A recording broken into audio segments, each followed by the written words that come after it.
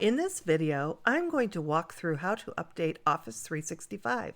I am using Office 365 Excel on a Mac computer.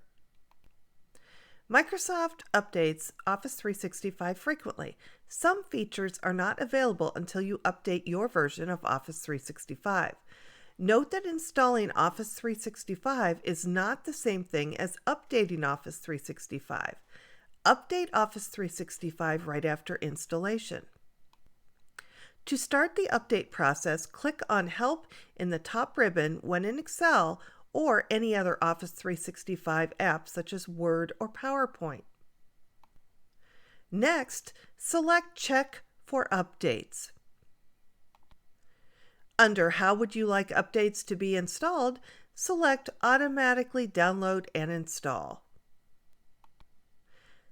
Select Check for Updates.